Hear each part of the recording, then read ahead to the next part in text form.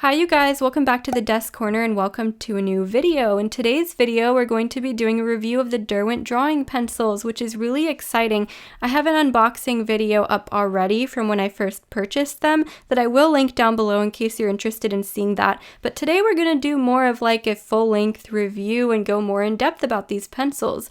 So this is the 24 set, which is the largest set available, and as you can see from the color dips at the bottom, this is a very neutral range of colors. They're very earthy, and some of them are pretty unique in that sense because a lot of colored pencil sets heavily focus on the brighter colors, so this would be a great set for anybody who needs more neutrals. I am trying to get the camera to focus on this individual pencil here, but I wanted to show you guys up close what these look like, and I'll do a comparison later for size, but these are very thick pencils. The core is like 5 millimeters, and that makes them really suitable for covering large areas quickly or even creating backgrounds.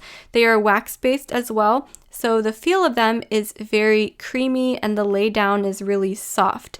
And there are just so many things to love about these pencils. When I bought them though, I didn't know much about them and I felt like maybe they're a little bit hidden almost. And Derwent has so many lines of colored pencils that sometimes it's hard to really go through them all. Plus the name of the pencil, Derwent Drawing, makes them sound like some kind of graphite pencil or something, but I really believe that they are a hidden gem. And now it's time for my favorite part. Yeah, there's sarcasm in there. I don't actually enjoy creating swatch charts, as some of you might already know. I don't like the process of creating all the squares and where the labels are going to go, but I really love the process of swatching out the colors. I absolutely could swatch colors forever. And I'm so lazy that I might even pay somebody to make the charts for me. As ridiculous as that sounds, I just don't like making them at all. I think this one came out alright though. I decided to put the labels in uppercase too, just so that they're easier to see on camera as well. And I just reorganized the colors to my liking. I had to put some thought into this, and I did mess up a couple of times actually. There are some colors that are a little bit out of place. Believe it or not, I managed to mess up a 24 set of colors in a swatch chart, but that's okay. For the most part, I organized them in a way that makes more sense to me, and you guys will see. I'm going to start off with the grays here. So we start off with Chinese white and move into the grayish colors. A lot of these colors have a gray tone to them, even though only two are actually labeled gray. Those two are cool and warm gray. But green shadow and pale cedar are very grayish to me. Even the crag green is a very grayish green. I don't really know what crag green even means, but I hope I'm saying that right. And then our darker green or deeper one is olive earth. Then we have a kind of misplaced yellow ochre, although I'm glad it's included in this set. I think it's the brightest color. And brown ochre as well. And I kind of went into my brown tones here. I couldn't find warm earth, so that's why that one is blank, but don't worry, I found it later, you guys. I just couldn't find it at first. And here you can see where I made a mistake. I kind of wanted to put yellow ochre and wheat together, but I somehow forgot about wheat and also the sienna color that is more of a light skin tone as well. We move into our orange, red browns, which this set includes a whole lot of actually. In fact, most of this set are orange and reddish brown tones, and grays of course. And then we've got a couple of purplish colors. We have Mars Violet, which is one of my absolute favorites, and Ruby Earth, and a few blues as well, as you can see at the bottom. And then we finish off with Ivory Black. And the blues that we get are very interesting. We get that kind of smoky blue color and then more of a greenish blue in the last two. Ink blue is the darkest that we get actually. I'm going to hold this still for a second here, you guys, because I think my reordering of the colors really shows you how specific of a color range this set is. And as you guys are looking at these colors right now, and if you don't own the set already, I hope you can get an idea of if this set would be well suited for you or not as an artist, because again, they are very specific colors that are included in this set. Very neutral as well. I think our brightest color is that yellow ochre. So for some of you, the colors might not appeal to you very much, but for others like myself, seeing this range of neutrals might be a dream come true, because a lot of these are hard to find in larger sets and some of these are very unique. I could just sit here for an hour and talk to you guys about the colors, but of course that would not be very exciting or interesting. So instead, I am doing a demonstration drawing using only these pencils. I'm drawing a frog, or maybe it's a toad, submerged in murky water, which I thought was a really suitable reference photo to use for this color range. And I guess the real question here is, since it's such a small set, it's a 24 set, and since the color range is so limited, how does this work in practice when you're trying to use only these pencils to create an artwork? And what I realized was how specifically curated these colors really were. I mean, these are colors that come up in nature often, and even in this reference photo alone, I used so many of my colors, almost all of them actually, because they closely matched colors that came up naturally in the photo, which I thought was great, and I think that these are just really natural colors that are going to come up often if you are creating artwork that represents maybe woodlands or certain animals.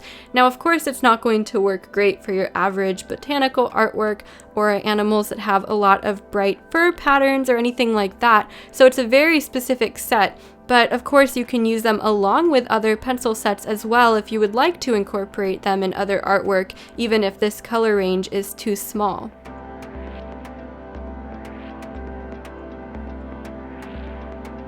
Even with this frog, I was really taking my time to create the colors on the frog's back or skin. I want to say skin, but I wanted to take the time to really incorporate all the colors that I thought I saw in the reference photo, so I could really just create something that had depth to it and that wasn't flat, and these pencils did a great job with me creating this. I absolutely loved working with them for this drawing, and they are wax-based. As I mentioned before, they're very soft and creamy and easy to lay down, but it does take a few layers to get rid of the white of the paper, of course, because they are such a thick cord pencil, and so I really just took my time building those layers up. I didn't have an issue with wax bloom as you do with some wax pencils, which was great. Although I did take my time with building up the pressure as well, so I didn't go really heavy-handed to begin with because I wanted to be able to add additional layers if necessary. I don't think we've touched on light fastness yet, but on the Derwent website it does say that these pencils should last 100 years, and that puts them in a very high category of light fastness.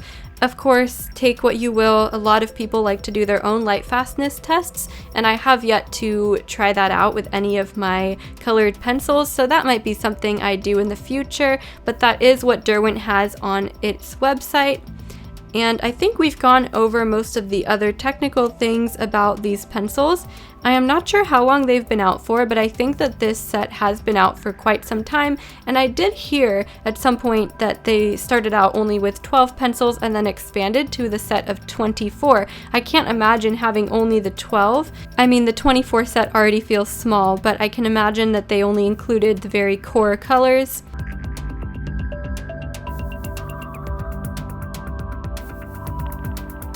I'd like to mention how well I think these colors actually blend together and how nice the laydown is. Blending is a pleasant experience with these pencils. You don't need anything like a solvent because the pencils are already so creamy as it is that I think you could really just get that smooth look by applying more pressure after a couple of layers and you would be fine.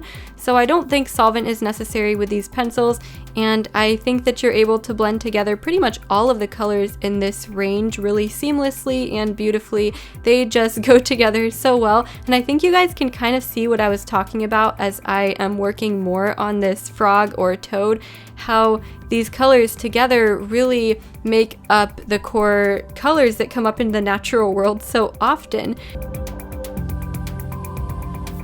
As I was working on the background, or maybe the area that the frog is kind of laying in, I was very careful not to press too hard with my black, and I think I did at one point and had to erase a little bit because I wanted it to really blend in with all those natural tones, and I found that the black was a little bit harsh against the other muted colors. So I used the grayish green colors and also some of the browns to neutralize that black and have it blend in a bit better while still providing the contrast and value differences that I wanted in this photo. But I didn't end up using black very much, and you can probably see that it's used in the eyes of the frog as well as a little bit in the background and just a tad bit in some of the shadowed areas of the frog that are brown. But besides that, I didn't use it all that much. And I know some artists don't even like to use black in their work, and I'm okay with using black as long as I can make it look more natural by overlaying other colors, or I guess underlaying other colors before I add the black. And then I had some trouble working on the water effect. I don't know, I'm just not sure how to get that ripple effect, and I thought maybe the blue stood out a little bit too much, but you know what, that's okay. I'm going to show you guys the color range one last time. You can see how beautiful those colors are separate, but then I'm going to show you guys the frog drawing as well one last time so you can see how they all look blended together and how well the colors really come together and some of those tones and values that you can get. And I really like how neutral, but still how fitting the colors are, if that makes sense. Of course, I would prefer to use them alongside other pencils. I wouldn't want this as my only colored pencil set because of how limited the range is, but I think it's a great addition, especially for anybody who really loves using neutrals and finds themselves using them a lot in their artwork. This is a great set to have. These colors are actually quite deep, as you can see when I don't have the brightness setting turned on. You could see how deep the colors get, and then here they are again with the brightness turned up. But I just wanted you guys to see the depth of the colors. Sometimes it doesn't really come across on camera too well. Taking one last look at the tin, you can see there's that forest scene above. So if you're into landscape drawing, I'm sure these would work great for that. And we will just take one last look at the pencils inside. You guys, I really do recommend this set if you tend to use neutrals often, or if these colors just appeal to you, I would recommend them. The pencils are reasonably priced for the light fastness level that they're at. They're a little bit on the expensive side, hovering between I think $2.50 and $3 per pencil, which means the whole set comes out to be 60-something US dollars. I'm sure it fluctuates sometimes as well. So they are a little bit expensive, but they are highly light fast as well. And they're such a well-made pencil by Derwent. So far my favorite, as I don't have the Derwent light fasts yet, so I guess that would be a comparison I could do in the future. And that's about all I have for you guys today, so I hope that you enjoyed my review of the Derwent Drawing Pencils. I really believe that you need to try things out yourself before you're going to know if you like them or not, but sometimes it's helpful to see a demonstration and a quick look at all of the aspects of a product before you buy it. And for those of you that do have the Derwent Drawing Pencils already, I'm curious to know what your thoughts are on them. They're actually one of my favorite sets of pencils that I have, even though their range is so limited. I just love what they have to offer. Thanks so much for watching as always, and I will see you in the next video. Bye!